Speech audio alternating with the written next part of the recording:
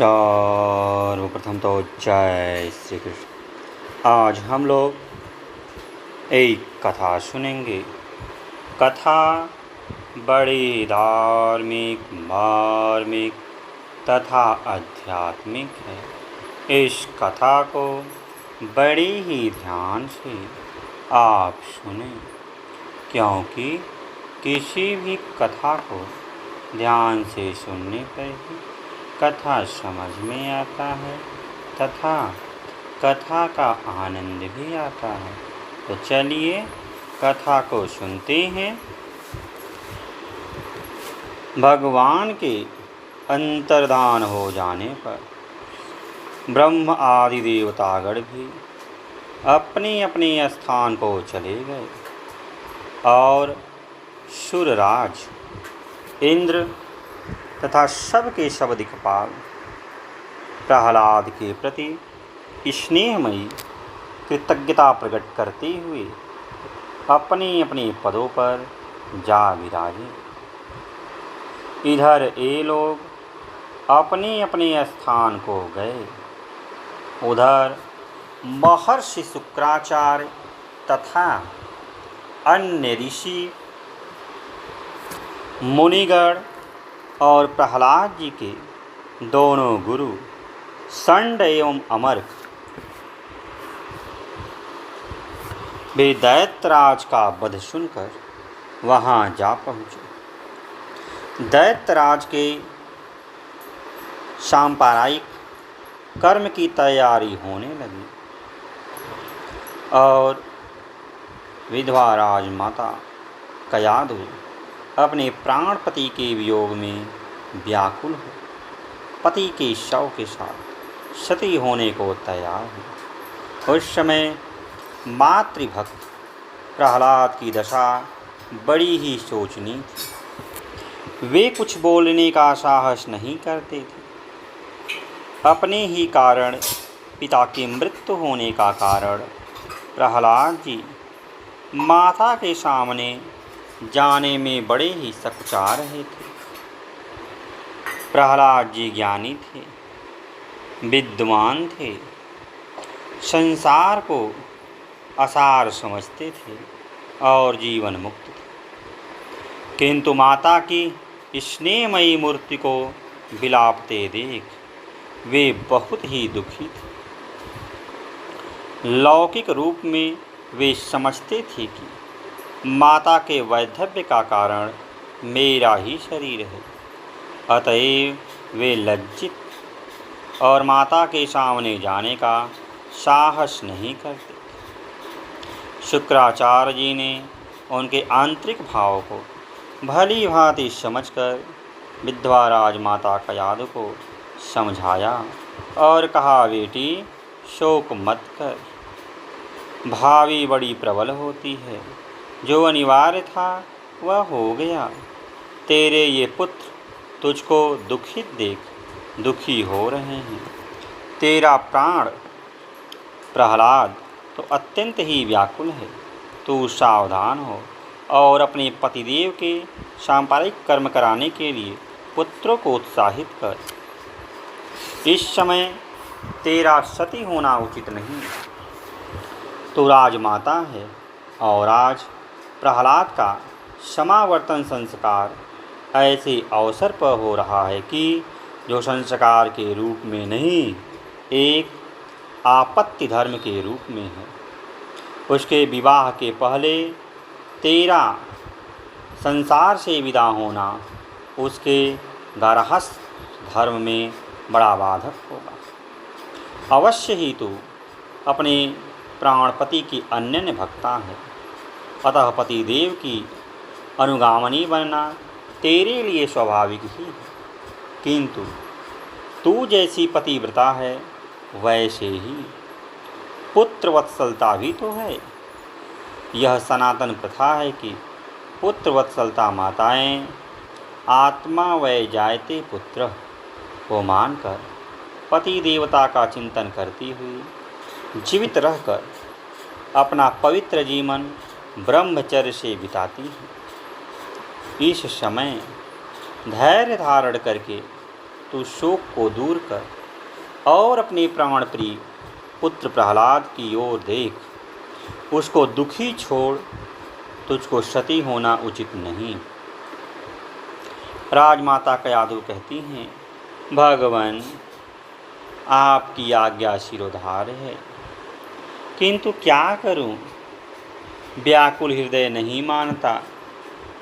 चित्त यही चाहता है कि जिन प्राणपति की आज्ञा अनुसार मैं सदा रहती थी, जो प्राणपति मुझे अपने हृदयश्वरी मानते थे, आज वे अपने सारे राजपाट, सारे परिजन एवं पुरजन को छोड़ अकेले सुदूर यात्रा को जा रहे हैं।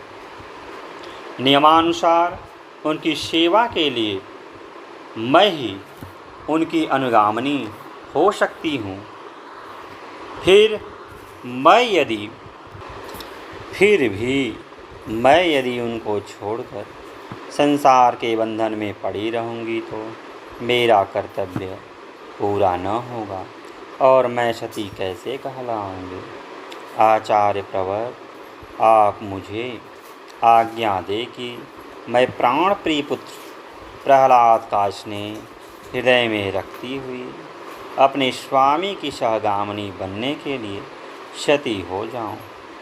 प्रहलाद को आप समझा दे, वह शोक न करे और मेरे लिए स्वामी के साथ सती होने का उपकरण ठीक करा दे। तब शुक्राचार्य जी कहते हैं, राजमाता बेटी कयाधु, हम तेरे हृदय को भली भांति जानते हैं। जो तू कुछ कह रही है शास्त्र और लोक की मर्यादा के सर्वथा अनुरूप है, किंतु हमारी इस आज्ञा के पालन में भी शास्त्र और लोक की मर्यादा नहीं बिगड़ती। एक ओर हमारी आज्ञा और शास्त्र लोक की मर्यादा है, दूसरी ओर शास्त्र लोक की मर्यादा तथा तेरा हार्दिक दुख। अतएव तुझे जो अच्छा प्रतीत हो वही कर। दुखित प्राणी को अपने विवेक का ज्ञान नहीं रह जाता।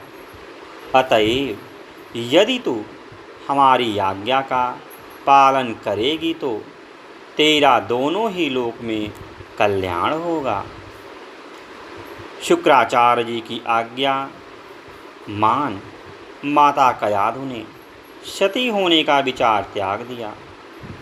प्रहलाद जी ने माता की आज्ञा से बड़े उत्साह एवं समारोह के साथ वैदिक विधि से अपने पूज्यपाद पिता दैत्यराज का सांप्रदायिक कर्म किया।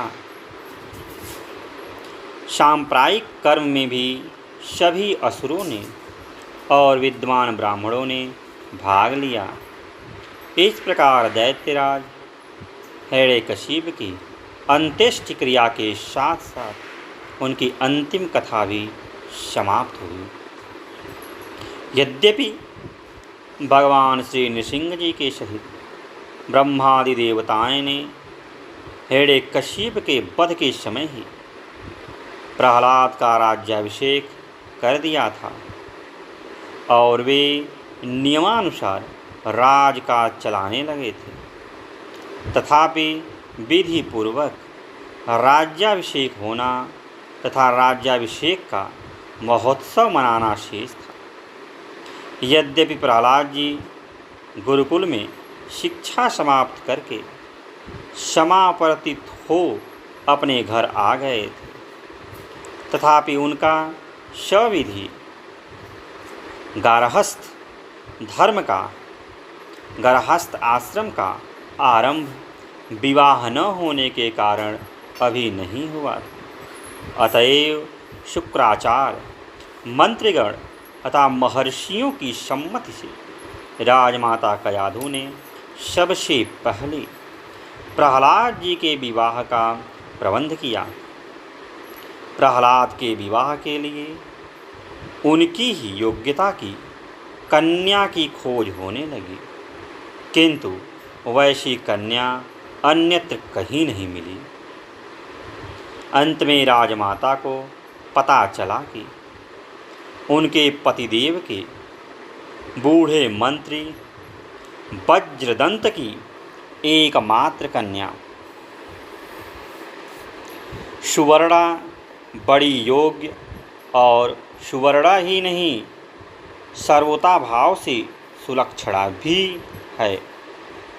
राजमाता को यह भी सूचना मिली कि जब से प्रहलाद जी ने भगवत भक्ति का व्रत स्पष्टतया ग्रहण किया था और असुर बालकों में उसका प्रचार आरंभ किया था, तभी से सुवर्णा भी हरि भक्ति के साथ साथ प्रहलाद की भक्ति में लीन रहती है और उसकी आंतरिक इच्छा है कि वह प्रहलाद को ही अपना हृदयेश्वर प्राणपति बनावे। अंतुतगत्वा राजमाता ने अपने भाई कुंभनाथ आदि की सम्मति लेकर शुक्राचार्य जी से विवाह विधि मिलाने की प्रार्थना की। आचार्य विधि ने मिलाकर कहा, सर्वगुण संपन्न मेलापक ठीक है बेटी, इस विवाह से वर वधू दोनों को ही आनंद रहेगा। महाराज प्रहलाद का विवाह किस धूमधाम से हुआ, उसमें कितना दानपूर्ण हुआ, इसका कवितापूर्ण वर्णन करना इसलिए व्यर्थ है कि इस छोटे से ग्रंथ में उसका पूर्णतया समावेश ही नहीं हो सकता। अतः नाम मात्र के वर्णन की अपेक्षा इतना ही लिख देना पर्याप्त है कि एक सम्राट के विवाह में जितना बड़ा महोत्सव हो सकता है, उतना ही महाराज प्रहलाद के विवाह उत्सव में भी हुआ और इस प्रकार उनका विवाह संस्कार सुवर्णा के साथ हो गया।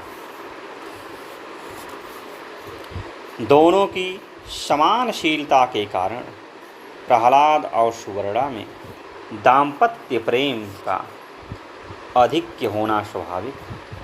अतएव राजाधिराज प्रहलाद और राजराजेश्वरी सुवर्णा अपना गृहस्थ जीवन सुख शांतिपूर्वक बिताने लगे।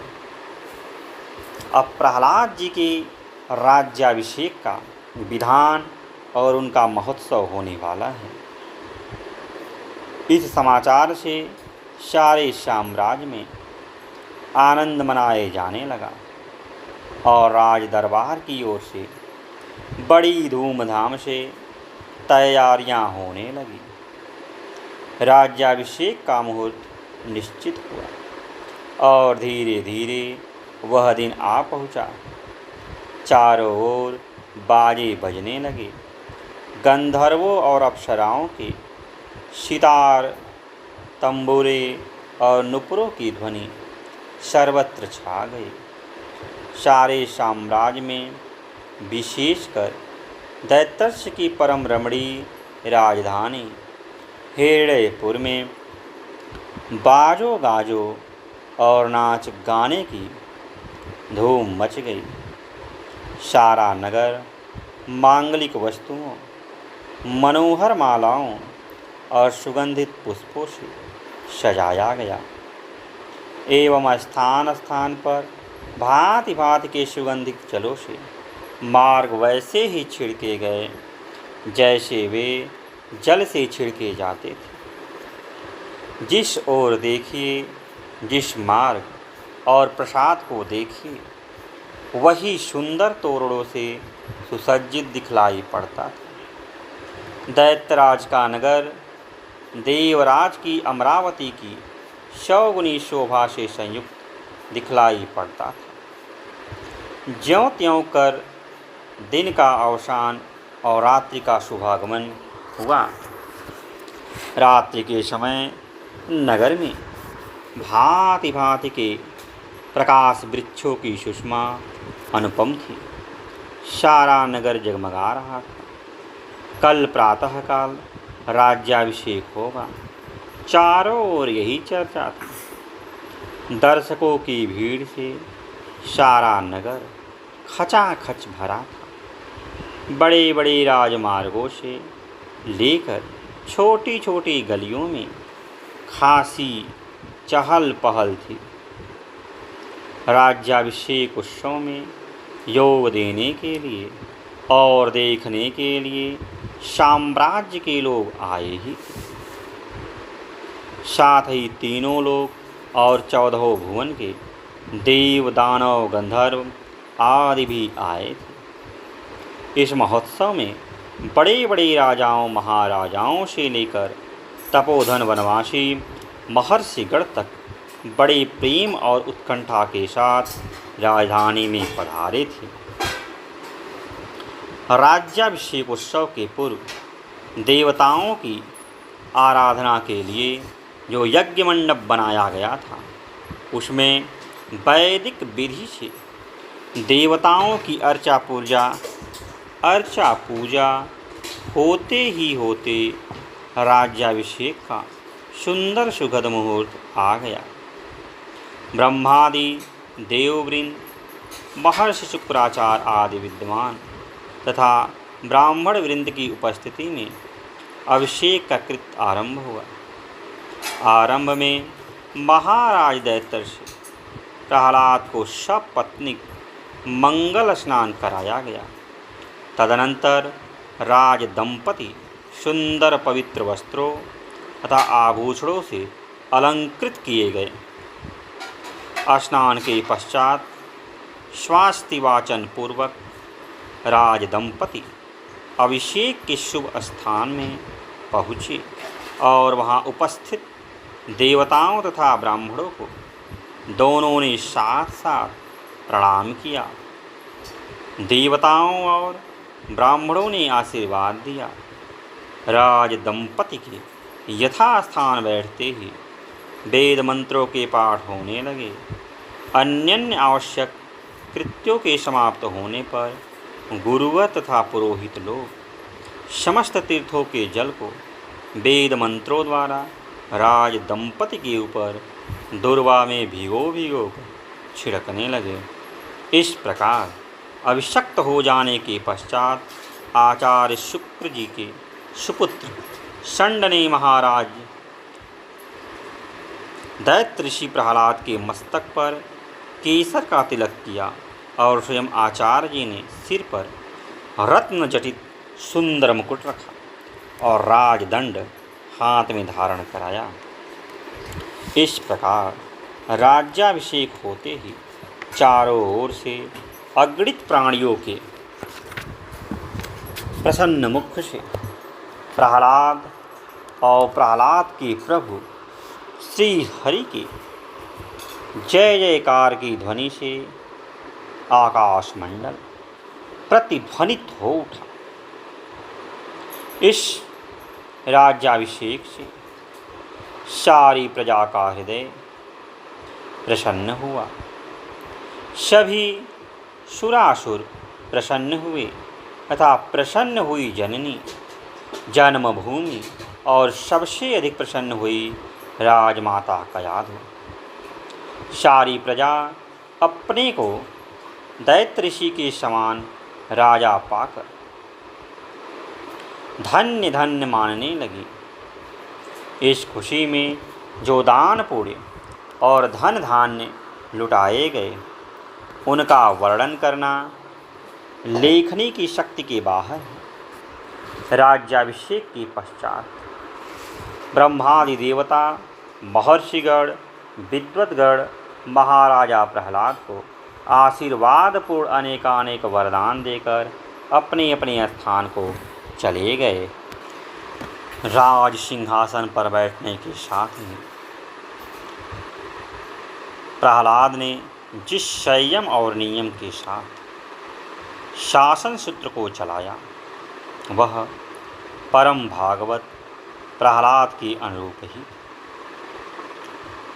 दैतर्षि के सिंहासनी होते ही सारे भूमंडल में फिर एक बार सुखद साम्राज्य के प्रभाव से शतयुग ने अपना शतयुगी रूप धारण कर लिया।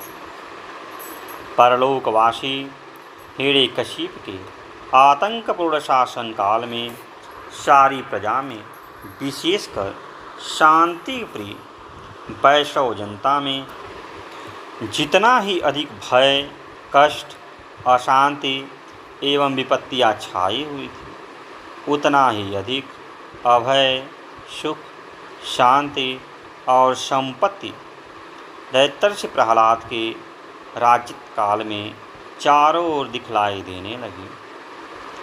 सुशासन की सुविधा के लिए जितने नियमों के निर्माण की आवश्यकता होती, उतने ही नियम प्रहलाद अपने राज पंडितों और तपोधन महर्षियों से सम्मति ले और सत प्रजाजन की रुचि के अनुरूप निर्माण कराते थे। अतएव उनकी प्रजा में, राजसभा में और धर्म प्रणा तपोधन महर्षियों में उनके शासन से पूर्ण शांति और संतोष फैल गया। राज्य में जिन प्राणियों के कारण शांत प्रिय प्रजाजनों को कष्ट था, दीन दुखियों को त्रास था और निर्दोष धनियों के धन की लूट थी, जिन प्राणियों के अत्याचारों से प्रजा के जान माल की या तो हानि हो रही थी या हानि होने की संभावना थी, उन सब अत्याचारियों को, चाहे वे राज्य कर्मचारी थे, राज संबंधित थे या प्रजाजन से थे, अधिकार कर दैत्य ने एक ऐसे आदर्श दंड दिए जिसमें वे तो सदा के लिए शांत हो ही गए, किंतु दूसरे को भी वैसे कर्म करने की वासना न रही।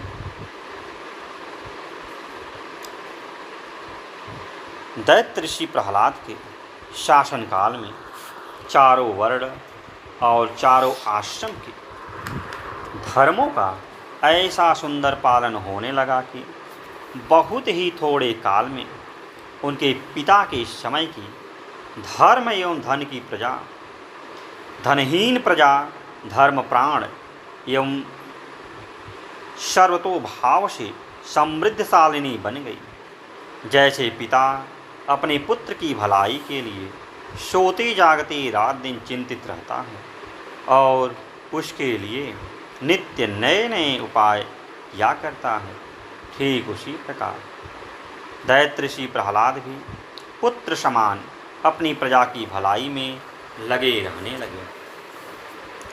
सारे साम्राज्य में मातृहीन प्रजा अपनी माता के अभाव को और पितृहीन प्रजा अपने पिता के अभाव को भूल सी गई।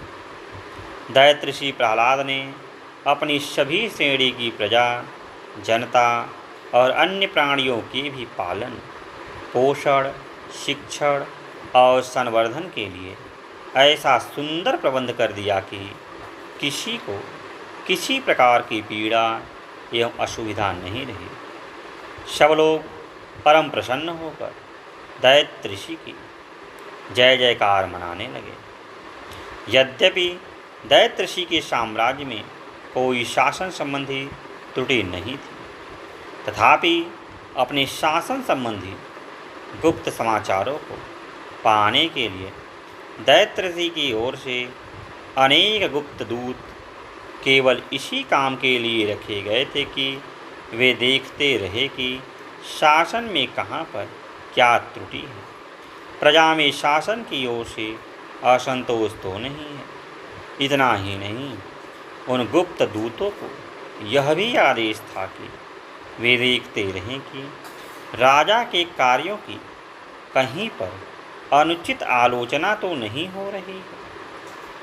दैत्य ऋषि प्रहलाद के शासन में देश के कला कौशल, कृषि, व्यापार आदि लौकिक विषयों की जितनी ही उन्नति हुई, उतनी ही उन्नति वेद, वेदांग, स्मृति, पुराण आदि पारमार्थिक आवश्यक शिक्षाओं की हुई। उनके पिता के समय साम्राज्य में जितने ही विष्णु मंदिरों और वैष्णव के पवित्र स्थानों को तहस नहस किया गया था, उतने ही अधिक दैत्य ऋषि प्रहलाद के राजत्व काल में नए नए विष्णु मंदिरों और वैष्णव के पवित्र स्थानों का निर्माण और पुराने नष्ट भ्रष्ट मंदिरों एवं धर्म स्थानों का जीर्णोद्धार हुआ। इसमें संदेह नहीं कि निष्काम हृदय दैत्य ऋषि प्रहलाद को राजकाज में रात दिन लिप्त देखकर कुछ मंदमती लोग मन ही मन कहते थे कि जब तक प्रहलाद के हाथ में राज्याधिकार नहीं था तब तक तो ये बड़ी बड़ी त्याग की बातें करते थे और राजपाट को संसार का कठिन बंधन बतलाया करते थे, किंतु जब से स्वयं सम्राट हुए हैं तब से वे वेदांत और भक्ति की बातें, वे त्याग की उपदेश व मोक्ष की महिमा हवा हो गई है और राजपाट में स्वयं ही ऐसे चिपट गए जैसी मीठी वस्तुओं में चींटे चिपट जाते हैं और जीते जी छोड़ना नहीं चाहते। लोगों का यह अनुमान अनुचित भी नहीं था, क्योंकि वे लोग दैत्य ऋषि प्रहलाद को अपनी दृष्टि से देखते थे, अपनी क्षुद्र बुद्धि के तराजू पर तौलते थे, किंतु प्रहलाद में वस्तुतः ऐसी बात नहीं थी। वहाँ का रहस्य कुछ और ही था।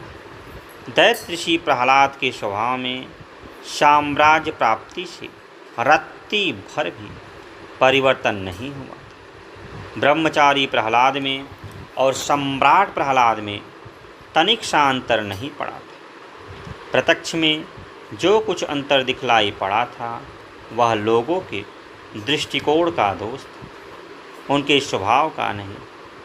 प्रहलाद जी जो कुछ करते थे सो सब भगवान की आज्ञा अनुसार भगवत प्रेरणा से भगवान के लिए ही करते थे। प्रहलाद सम्राट होकर भी पूर्ववत नरभिमानी थे, शासन दंडधारी होकर भी प्राणी मात्र के लिए दया निधान थे और गृहस्थमी होकर भी परम विरागी थे। वे संसार को पूर्ववत ही अब भी बंधन ही समझते थे और उससे स्वयं दूर होने तथा समस्त प्राणियों को उससे दूर रखने की चेष्टा करते थे। वे जो कुछ करते थे सब इसी भावना से करते थे कि यह संसार हमारे प्रभु का विराट स्वरूप है। इसके एक एक अंग की भक्ति करना, एक एक अंग की सेवा और पूजा करना हमारा धर्म और कर्तव्य है। दैत्य ऋषि अपने साम्राज्य का शासन इसी दृष्टि से करते थे और इसीलिए वे अपने आप को साम्राज्य के अधीश्वरी नहीं किंतु साम्राज्य रूपी भगवत शरीर के कर्तव्य परायण सेवक समझते थे और इसी कारण उनके हृदय में न तो अभिमान का लेश था और न क्रोध आदि छह शत्रुओं के विकार भावी ही थे। दैत्य ऋषि प्रहलाद के सर्वप्रिय होने का यही कारण था कि उनको सारा साम्राज्य, अपनी सारी प्रजा समान रूप से प्यारी थी। वे सचमुच समस्त मारधनच्युत के पुजारी थे, जो अनवरत चलने वाला समय दैत्य राज हिरण्यकश्यप के राजतत्व काल में प्रजाजन के काटे नहीं कटता था। एक क्षण पहर भर के बराबर, पहर दिन के बराबर और दिन कल्प के बराबर भारी प्रतीत होता था। वही समय आज प्रहलाद के अमलदारी में ठीक उसके विपरीत अर्थात युगों का समय दिनों के समान शीघ्र बीतने लगा। इस प्रकार बहुत काल हो जाने पर भी प्रजा को यह प्रतीत होता था कि प्रहलाद को तो अभी अभी साम्राज्य प्राप्त हुआ है। ईश्वर करे अभी वे बहुत दिनों तक शासन करते रहे। तो आज के लिए इतना ही, फिर किसी दिन अन्य वीडियो मिलते हैं। तब तक के लिए जय श्री कृष्ण, जय श्री कृष्ण।